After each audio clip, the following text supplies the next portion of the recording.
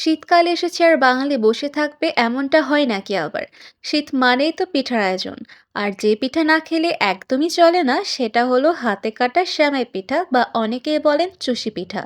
তো আজকে এই পিঠা কোনো মেশিনে নয়, পুরোটাই হাতে কেটে বানিয়ে শেয়ার করব রেসিপিটা আপনাদের সাথে।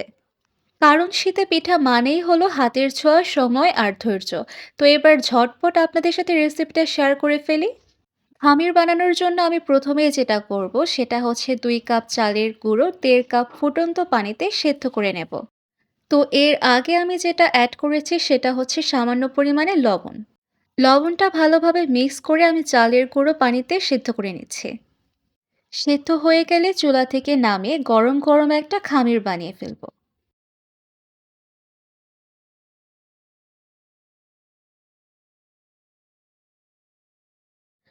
তো আমি খামিরে কুসুম গরম পানি অ্যাড করে ভালোভাবে মথে নিব।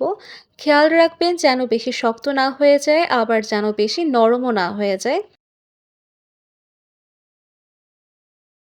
তো পিঠাগুলো বানানোর জন্য প্রথমে আমার লম্বা লম্বা শেপ করে এভাবে বানিয়ে নিতে হবে। তো আপনারা ভিডিওটা দেখে ভালো করে আশা করি বুঝতে পারছেন। তো আমি এভাবে লম্বা লম্বা করে শেপ করে প্রায় অনেকগুলোই বানিয়ে ফেলেছি, যেটা আমি আপনাদেরকে ভিডিওতে দেখাচ্ছি। তো এখন হচ্ছে পিঠা বানানোর সবচেয়ে মেন পার্ট, আর সেটা আপনাদেরকে ভিডিওতে আমি খুব ভালোভাবে দেখিয়ে দিচ্ছি। আমি সেমাইগুলো হাতে কেটে এক এক করে বানিয়ে ফেলছি। আসলে এই অংশটা ভিডিও দেখে বোঝানোটা খুবই কঠিন। তারপর আমি চেষ্টা করেছি ভিডিওটা স্লো মোশনে করে আপনাদেরকে ভালোভাবে বোঝানোর জন্য। আসলে হাত যথেষ্ট পাকা না হলে কিন্তু এই পিঠাগুলো বানানো যায় না খুব একটা। তো যাই হোক, আমি চেষ্টা করেছি আপনাদেরকে ভিডিওতে ভালোভাবে দেখানোর জন্য। জানি না আপনারা কতটুকু বুঝতে পারছেন। এই অংশটুকু অবশ্যই আপনারা ভালোমতো দেখলেই বুঝতে পারবেন আশা করি।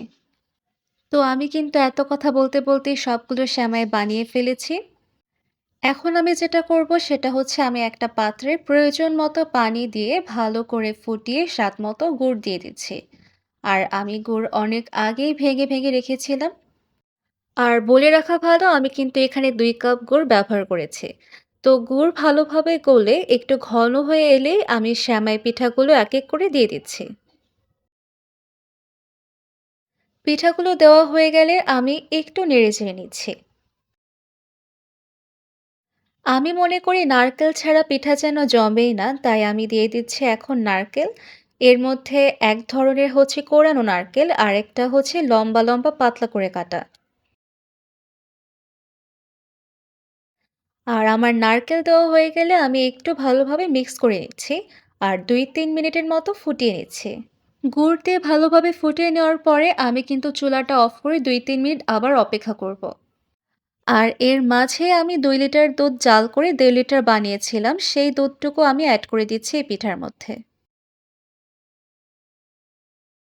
আর আমার ভিডিওটা ভালো করে দেখলেই বুঝতে পারবেন আমি কিন্তু পুরো দুধ একসাথে অ্যাড করিনি। ধাপে ধাপে অ্যাড করেছি।